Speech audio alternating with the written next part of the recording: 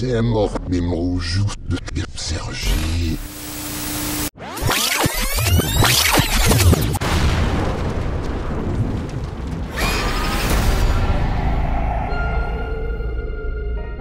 Je respecte toujours mes promesses. Salut tout le monde, et aujourd'hui, j'en ai marre de voir des vieux tout nus.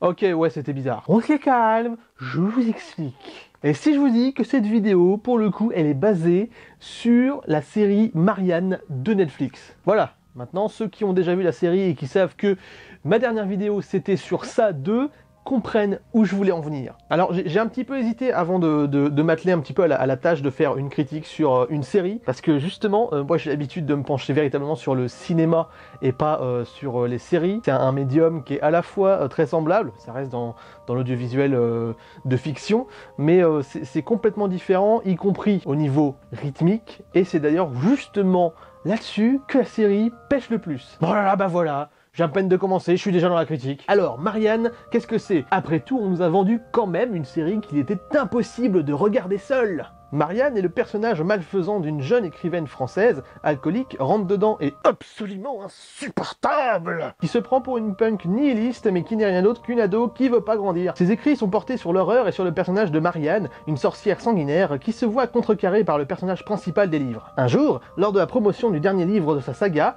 Emma, l'écrivaine, se retrouve face à une apparition du passé, son amie, Caroline, qui vient la voir, affolée, pour lui demander d'exaucer le vœu de sa mère, qui agit bizarrement depuis quelque temps. Extrêmement bizarrement. En effet, la vieille dame se prend pour Marianne, et terrorise et violente sa fille, qui vit encore chez ses parents à 40 ans.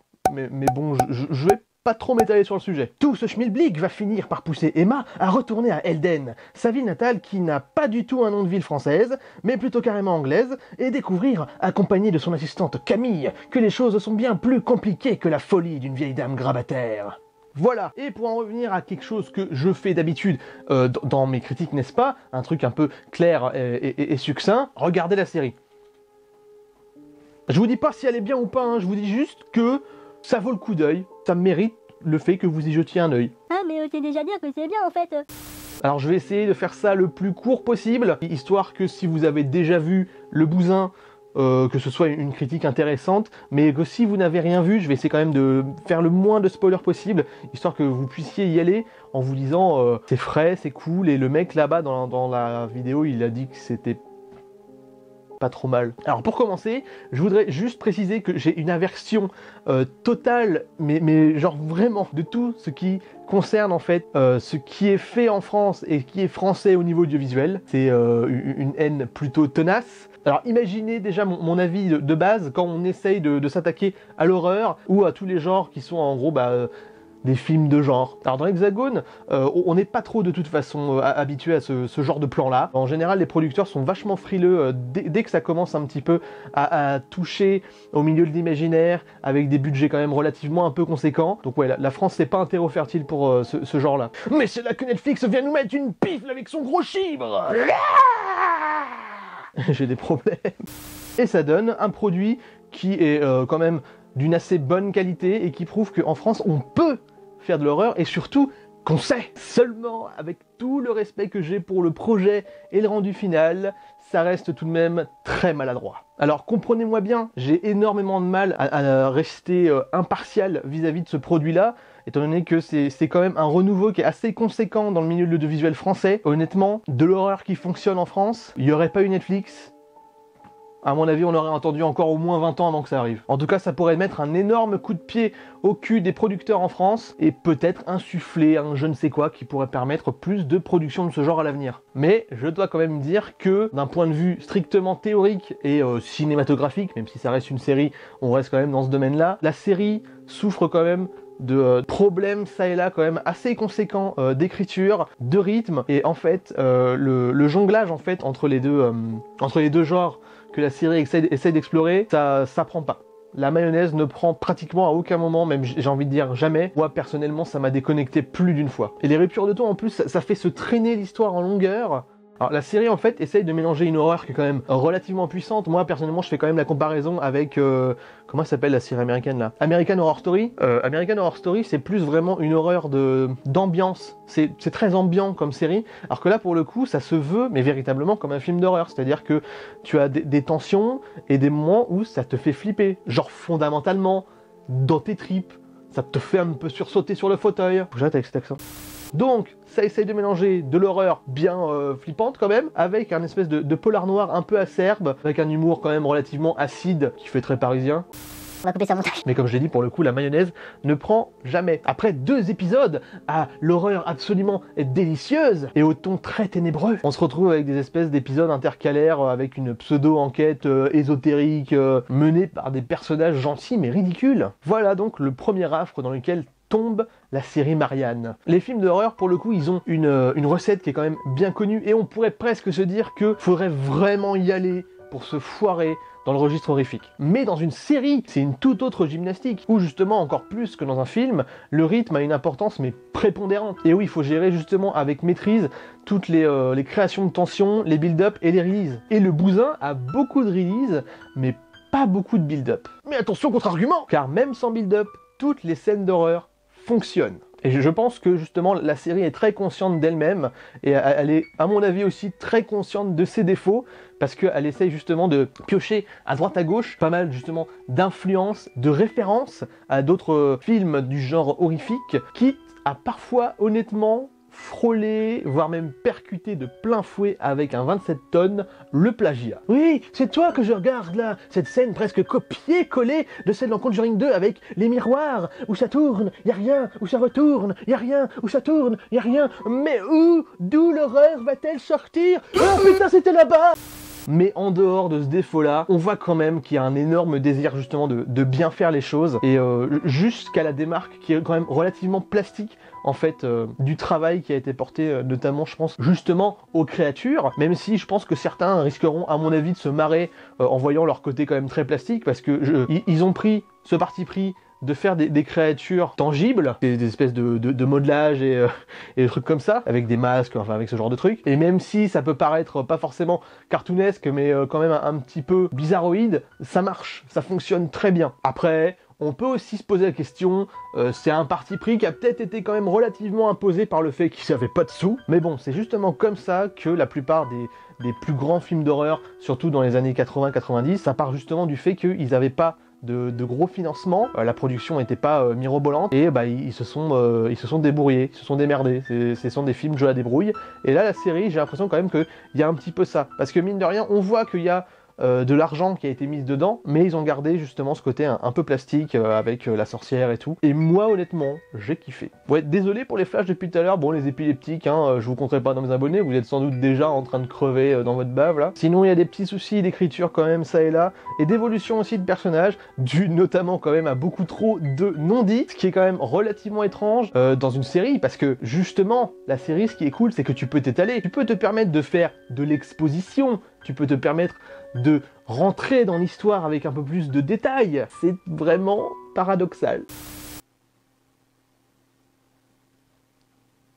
Il vient de se passer quoi là?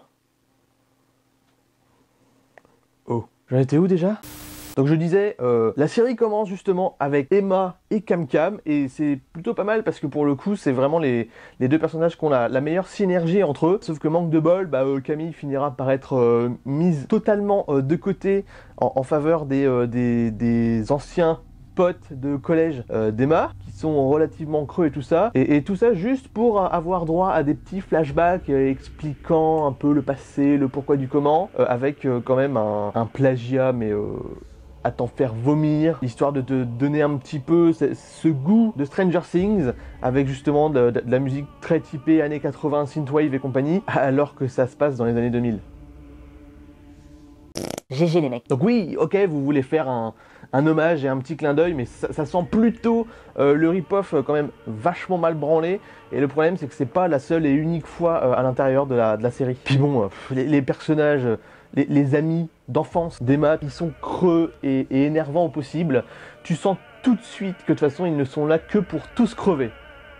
ou presque tous. Alors j'ai beaucoup entendu que la série souffrait quand même pas mal d'étalage de clichés un petit peu embarrassants et très clichés. Et perso, en dehors des petits clins d'œil ici et là qui ont la subtilité d'un camion Ben de 27 tonnes, je dois dire que je suis pas vraiment d'accord. D'autant plus que c'est une donnée très particulière, le côté cliché dans un film d'horreur, parce que déjà à la base, tout ce qui est lié à l'horreur, en tout cas au cinéma, se retrouve automatiquement auréolé de clichés. C'est ce qui permet justement un petit peu de s'approprier les personnages, de se sentir un petit peu plus proche d'eux. Et en général, c'est souvent un argument qui est quand même donné par des gens qui en général ne sont absolument pas d'accord entre eux et ne savent absolument pas de quoi ils parlent. Et tu sais de quoi tu parles, toi? Non.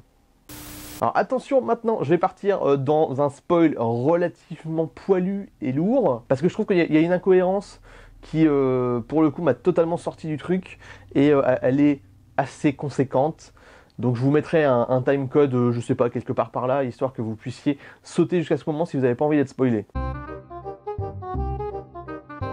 C'est bon? Bon. Alors, le personnage d'Emma est une véritable pourriture. Elle parle mal à tout le monde, se fout de la gueule de tout le monde, manipule tout le monde, et en plus, le revendique en faisant du harcèlement moral à son assistante, qui est, ma foi, beaucoup trop gentille. Donc oui, on voit bien que c'est parce qu'elle souffre de solitude, du fait qu'elle a plus ou moins été abandonnée, jetée au loin par ses parents. En tout cas, c'est l'information qu'on a au début de la série et même jusqu'à à peu près la moitié, comme quoi ils l'ont foutue dehors pour la mettre dans une pension à 500 km de chez eux. Donc elle boit, elle fume, elle est vindicative et absolument insupportable. Et on rajoute aussi pathétique. Et la mise à l'écart justement qu'elle a subie par ses parents et apparemment l'adolescence un petit peu quand même troublée qu'elle a pu avoir, ça expliquait totalement ses traumatismes et son tempérament de pourriture. Et justement, c'était ça qui la rendait intéressante, d'autant plus qu'on commençait plus ou moins à entrevoir une petite rédemption justement avec Cam Cam, qui elle justement lui apportait un petit peu plus de gentillesse, de mollesse, de tendresse.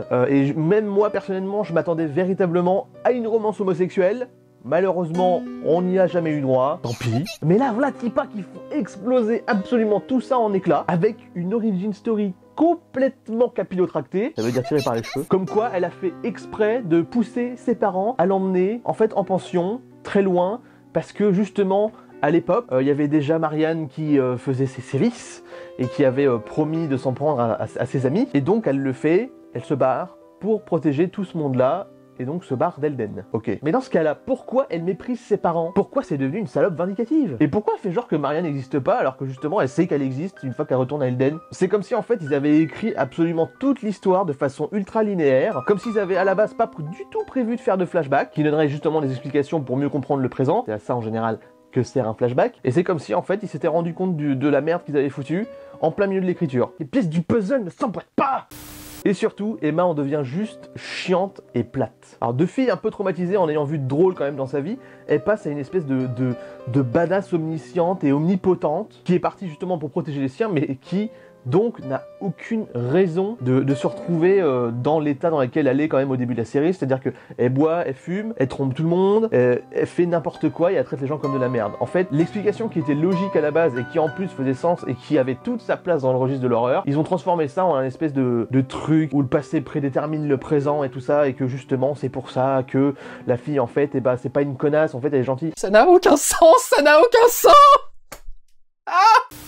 Il n'y a pas besoin de faire ça. La résolution de son personnage, c'était justement sa rédemption. Et là, vous donniez quand même à la série une stature beaucoup plus imposante. Alors que là, vous faites en gros que dire que, en fait, tout est joué déjà depuis le départ. En plus, ça donne une importance qui est beaucoup trop importante, justement, au flashback. Comme si la vraie histoire se passait dans le passé et avait juste un dénouement à la fin. Je sais pas si vous voyez ce que je veux dire. Fin du spoil! Bref, en dehors de ça, ce que je salue le plus, c'est tout l'aspect en fait technique. Bon, on repassera sur l'écriture, mais tout est absolument magnifié. Les images sont absolument sublimes. Les décors, il y en a pas tant que ça, donc à mon avis c'est un petit souci de budget, mais ils sont tous plutôt sobres, mais très bien pensés. Alors par contre, on sent véritablement l'influence Netflix et très américanisante en fait, parce que déjà, à la base, je sais que c'est censé se passer en Bretagne, mais Elden, ça sonne pas un peu plus États-Unis, voire Angleterre. En plus, une histoire de sorcière, en général, on a beaucoup plus l'habitude de voir ça aux États-Unis. Donc moi j'ai trouvé ça un petit peu bizarre, surtout que bon, c'est cool, c'est pas grave, et c'est un bon clin d'œil, histoire de dire, ah bah vous avez vu, on transpose ça en France et tout, mais ça décale un petit peu, j'ai l'impression, l'appréciation globale qu'on peut avoir justement de la série, où là on se dit justement que ah bah oui, en fait, ça devrait se passer aux États-Unis ou en Angleterre, et donc ça devient, c'est pas que ça fait devenir décevant le fait que ce soit français, mais tout ce qui touche à la France devient tout de suite ultra visible, et ça devient beaucoup moins agréable en fait. Sinon, on retrouve évidemment tous les trucs à la Netflix et plus ou moins américains, donc on a droit justement au plan zénithaux, on a droit aussi à cette espèce de plan en fait, cette espèce de panoramique où justement la caméra tourne sur son axe en avançant ou en reculant. J'adore cet effet. Il y a des très beaux paysages, il y a de très belles couleurs. Bon, la musique m'a pas plu, mais elle fonctionne. C'est juste qu'en fait, je trouve qu'ils n'arrivent pas à se décider à quel moment il faut qu'elle soit omniprésente et à quel moment on peut ne pas en mettre. Et alors, je vous raconte pas, la musique est censée justement se balader entre le côté polar noir et le côté horreur. Ça en devient limite insipide par moment, quoi. Bon, maintenant, on va passer aux acteurs. Je salue leur prestance. J'ai personnellement jamais vu ça, en tout cas avec des jeunes acteurs. Français, c'est quand même assez étrange de voir enfin justement des acteurs français qui ont un minimum de charisme, et aussi sinon on a droit quand même à de très belles images quand même qui sont vachement inspirées. Je pense notamment à celle à la toute fin où, no spoil, vous inquiétez pas, justement il y a un plan où il y a tout le drapé de la robe de Marianne, et elle est plus ou moins dans les airs et tout, et c'est vachement bien fait. Ce coup-là, il y a une espèce, pas forcément de poésie, mais il y a vraiment un aspect esthétique qu'ils ont voulu garder, et ça marche pas mal. Dès qu'en fait, ça a envie d'être esthétique, ça marche très bien. Sinon, pour finir, un tout petit pinaillage, les images pseudo-subliminales de la série. Alors, je suis d'accord que de temps en temps, ça impose son petit effet, mais là, déjà, c'est beaucoup trop omniprésent, et en plus, ça devient un espèce de gimmick, mais limite humoristique, en fait. Genre, c'est pas là pour te faire peur, c'est là pour faire genre, ah, vous avez vu, on fait un truc dynamique, on te met paf, des trucs comme ça, c'est fait pour te surprendre et tout ça, sauf qu'au bout d'un moment, ça devient insipide aussi, et même si c'est quand même des visions assez cauchemardesques, au bout d'un moment, c'est vraiment, en fait, ça devient un gimmick presque comique. Et les transitions des pages qui se tournent, on n'est plus dans les années 90, quoi. Oh, le mec, oh, le bâtard. En tout cas, voilà, j'en ai terminé de parler de Marianne. C'est une série à voir. Je recommande que vous alliez la visionner tout de suite sur Netflix. Et si, justement, ça permet de mettre un gros coup de pied dans la fourmilière qu'est l'univers de l'audiovisuel français, et que ça permet quand même à des productions un petit peu plus imposantes et intéressantes de faire justement de l'horreur ou des registres un petit peu plus relevant de l'imaginaire ou du cinéma de genre, je ne peux que vouer un culte à Marianne, un culte à cet ovni français. Alors n'oubliez pas, comme d'habitude, de liker, commenter, partager, de vous abonner, et surtout la cloche, hein, c'est relativement important si vous voulez un petit peu suivre ce que je vais faire prochainement. J'ai aussi un Tipeee et un Utip, donc si vous êtes intéressé par le fait de devenir pauvre pour m'enrichir moi, et on se retrouve pour une prochaine ou quelque chose d'autre. The Dragon on Duty. Parce que tu es Marianne? Oui.